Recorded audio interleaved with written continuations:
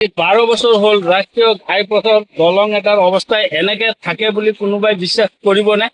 গোটেই অসমৰ মানুহে চাগে এনেকুৱা ছবি এই প্ৰথম আজি ইয়াত আপোনালোকৰ নিউজ লাইভৰ যোগেদি চাব। আজি ইফালে গাড়ীকেইটা আহিছে, কিছুমান গাড়ী সিফালৰ পৰা ফ'ৰলেন ৰাস্তাটো ঠিকে আছে, দলঙত আহি ডাবল ক্ৰছ কৰিবলৈ যাওঁতে দুটা পিছফালে লাগি যায়। গতিকে এইবিলাক বহুত সমস্যা হয়।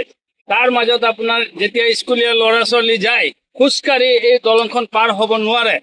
কিমান এটা অসুবিধা হয়। আজি 12 বছৰ হ'ল এই দলংখন কিয় বনোৱা নাই, এইটো জানি বুজি কৰিছে নে কি কৰিছে আমি গম পোৱা নাই। ঠিকাদাৰে পইচা মাৰি খাই চব ধ্বংস কৰিলে নেকি, সেয়াও হ'ব পাৰে। আগতে এটা ঠিকাদাৰে কি কোম্পানী এইবিলাক আমি ইমান নাজানো, গতিকে এতিয়া বেলেগ কোম্পানীক দিয়া স্বত্তেও আজিলৈকে চাওক দলংখনৰ কাম সম্পূৰ্ণ হোৱা নাই। 12 বছৰৰ পৰা এটা দলঙৰ কাম কৰিব নোৱাৰি বুলি কোনোবাই বিশ্বাস কৰিব পাৰে নেকি? এটাৰ পিছত এটা দুৰ্ঘটনা হৈয়ে থাকে। এনেকুৱা এটা দলং থাকিলে দুৰ্ঘটনা নহ'ব কিয়? হা, গতিকে ইমান এটা ৰাষ্ট্ৰীয় ঘাইপথ, গতিকে ৰাষ্ট্ৰীয় ঘাইপথত গাড়ী কিমান স্পীডত আহে, কিমান হেৰি আহে, ইফালৰ পৰা এটা আহে সিফালৰ পৰা এটা আহে, তেতিয়াতো দুৰ্ঘটনা হ'বই। মাজতে কি হ'ল আপোনাৰ এই দলংখন সৰু হোৱাৰ কাৰণে এইফালে কাটিবলৈ ধৰোতে সেই দলঙৰ মাজত গৈ সোমাই গ'ল। এইটো কিহৰ কাৰণে হৈছে? একমাত্ৰ এই দলংটো নিৰ্মাণ কাৰ্য সম্পূৰ্ণ নোহোৱাৰ কাৰণে আজি এই কামটো হ'ল, এক্সিডেণ্টটো হ'বলগীয়া হ'ল।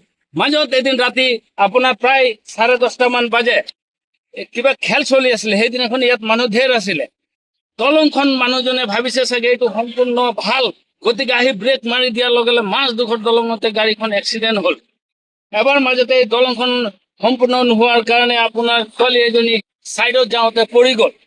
ইফালে আপোনাৰ ৰাস্তাৰে খোজকাঢ়ি যেতিয়া ল'ৰা ছোৱালী যাব বা বয়োজ্যেষ্ঠ মানুহে যাব, এই পানী ছটিয়াই, গতিকে কোনোবা ল'ৰা ছোৱালী যেতিয়া স্কুলত যাব, বোকা পানী যেতিয়া মাৰি দিব, এই দলঙৰ মাজত পানী আছে, সেই ল'ৰা ছোৱালীটো স্কুল যাব পাৰিবনে? এদিনৰ কাৰণে অন্তত সেই ল'ৰা ছোৱালীৰ ভৱিষ্যতৰ কাৰণে অকণমান হ'লেও ক্ষতি হৈছে নে নাই?